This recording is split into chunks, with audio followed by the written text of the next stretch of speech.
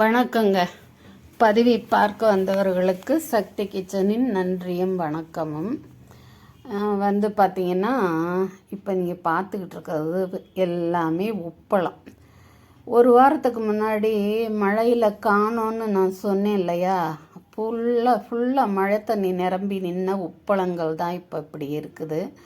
இன்னும் பாத்தியெல்லாம் சரி பண்ணவே இல்லை, அப்படியே போட்டிருக்குறாங்க. பார்த்தீங்கன்னா பொறுன்னு பாலமாக கிளம்பி ஏதோ மொசைக் விட்டு விட்டு இருக்கும் இல்லையா, அது மாதிரி நொறுங்கினது மாதிரி இருக்குது. பாருங்கள் எப்படி இருக்குதுன்னு பாருங்கள் அந்த உப்பளம். இதை இன்னுமே சரி பண்ணி அப்புறம் அதில் தண்ணி விட்டு, பொதுவாக ஒரு உப்பு விளைவிக்க ஒரு வாரம் ஆகும்னு சொல்லுவாங்க. இதை சரி பண்ணவே எவ்வளோ நாள் ஆகுதோ தெரியல அந்த மாதிரி இருக்குது. உப்பில்லா பண்டம் குப்பையிலன்னு சொல்லுவாங்க, உப்பிட்ட வரை உள்ளளவும் நினைன்னு சொல்லுவாங்க. அந்த உப்பு விளையிற இடம் இப்படி மழை வெள்ளத்தால் இப்படி ஆகிப்போய் கிடக்கு. அந்த காட்டுக்கு அந்த பக்கம் அந்த பக்கம் தெரியுது பார்த்தீங்களா, அதெல்லாம் உப்பளங்களே தான். இப்போ நான் காணும் பொங்கலுக்காக, காணும் பொங்கல் உறவினர்களை காண போவோம் இல்லையா, பேர பிள்ளைங்களை பார்க்குறதுக்காக நான் இருந்த ஊருக்கு போயிட்டு ஒரு நாள் இருந்துட்டு அப்படியே அங்கேருந்து மதுரைக்கு ஆஸ்பத்திரிக்கு ஒரு விசிட். இந்த இடத்த பாருங்கள், அப்படியே சகதி மாதிரி இருக்குது பாருங்கள். அந்த பாட்டிக்கு அந்த பக்கம் இருக்கிறது பூரா சகதி மாதிரியே இருக்குது பார்த்தீங்களா, சேரு மாதிரியாக இருக்கிறது. அப்படியே மதுரைக்கு ஆஸ்பத்திரிக்கு ஒரு விசிட் போயிட்டு அப்படியே திரும்பி இப்போ நேற்று எடுத்த வீடியோவை தான் நான் இது பண்ணிகிட்ருக்கிறேன். வாய்ஸ் ஓவர் தான் கொடுத்துட்ருக்குறேன், ஏன்னா பஸ் இறச்சல்ல ஒன்றும் கேட்காது இல்லையா. அப்புறம் பார்த்திங்கன்னா நான் முன்னாடியே இங்கே அங்கே வேலை பார்த்துக்கிட்டு இருக்கிறவங்கள வச்சு ஒரு வீடியோ எடுத்திருக்கேன். அது எப்படியோ டெலீட் ஆயிடுச்சு.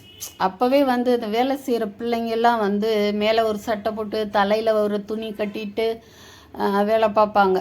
அது அக்கா எங்களெல்லாம் எடுக்காதீங்கக்கா, ஒரு மாதிரியா இருக்குக்கா அப்படின்லாம் சொன்னாங்க. அவங்கள விட்டுட்டு அந்த மற்ற விஷயங்களை மட்டும் எடுத்துருந்தேன், அது இதாகவே போயிடுச்சு.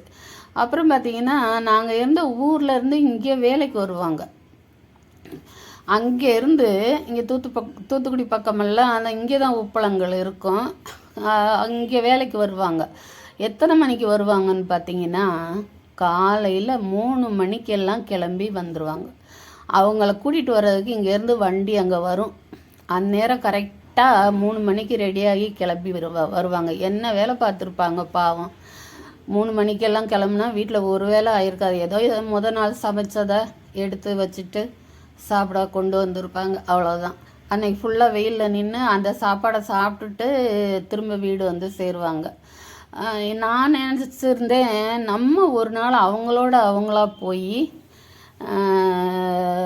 ஒரு நாள் நின்று நம்ம அவங்களா வேலை செய்கிற மாதிரி செய்து அதை எக்ஸ்பீரியன்ஸ் பண்ணி பார்க்கணும் அப்படின்னு நினச்சிருந்தேன். நமக்கு இங்கே நடக்கவே தள்ளாடுது இப்போ கொஞ்ச நாளாக. நான் அங்கே போய் இது பண்ணுறது. இனி என்ன, இந்த சேதாரத்துக்கு அப்புறம் உப்பும் விலை கூடும். நம்ம உழ வச்சோம்னா அரிசியை போட்டதுக்கப்புறம் அடுத்து போடுறது உப்பு தான் இல்லையா. அப்புறம் அது விலை கூடுறதுல ஒன்றும் அதிசயம் இல்லை. இன்னும் எனக்கு ஒன்றும் சொல்ல தோணலை, வேறு ஒன்றும் இல்லை. நீங்கள் இந்த உப்பளங்களை பார்த்து முடிச்சுட்டு 1-2 சீரம் வச்சுருப்பாங்களா, இல்லை தண்ணி தான் மழை தண்ணி தான் வெள்ளமா, இதெல்லாம் பார்த்தாக்கா இது கரை தெரியல பார்த்தீங்களா, பாத்தியோட கரை தெரியல. அப்படியே மொத்தமாகவே தண்ணி நிற்கிற மாதிரி தான் இருக்குது. சரி பண்ணியிருக்கிறாங்களா இல்லையா என்னன்னு தெரியல, மழை தண்ணி மாதிரியே தான் இருக்குது. நீங்கள் உப்பளங்களை பார்க்காதவங்களா இருந்தாலும் சரி, பார்த்தவங்களா இருந்தாலும் சரி, இங்கே பாருங்கள் கொடுமையை.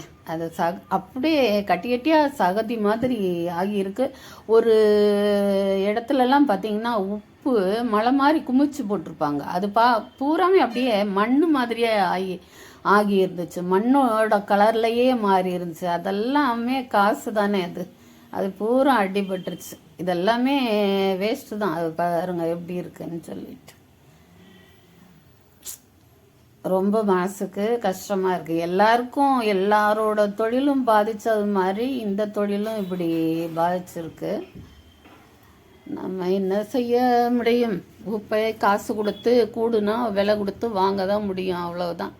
சரி, இன்னும் மிச்சம் இருக்கிற காட்சிகளையும் பார்த்துட்டு சும்மா போகாமல் சேனலுக்கு புதுசாக வந்தவங்களாக இருந்தால் ஒரு சப்ஸ்கிரைப் பண்ணிவிட்டு ஒரு லைக்கையும் போட்டுட்டு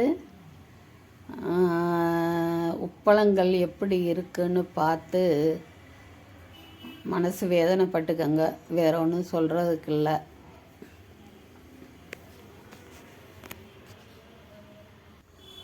நம்ம பொதுவாக சொல்லுவோம் பிள்ளைங்களை உப்பு மூட்டை தூக்குறதுன்னு.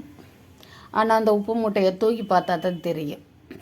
அந்த கூடையில் செமந்து கொண்டு போய் ஒரே இடத்துல கொட்டி அப்புறம் அதை பேக்கெட்டுகளில் அடைச்சி அதை ஒரு மூட்டையை ஆக்கி அது இத்தனை பாக்கெட்டுகள் ஒரு மூடைக்குன்னு சொல்லிட்டு போட்டு அதை அடைச்சி அதை செமந்து பார்த்தா தான் தெரியும் உப்பு மூட்டை தூக்குறதுங்கிறது எவ்வளோ ஒரு சிரமம்னு சொல்லிட்டு நம்ம ஜாலியாக பிள்ளைங்கக்கிட்ட உப்பு மூட்டை தூக்குறோம் அப்படின்னு சொல்லிடுவோம். சரி, வீடியோ முடிகிற நேரம் வந்துருச்சுன்னு நினைக்கிறேன். போயிட்டு வரேன் நான்.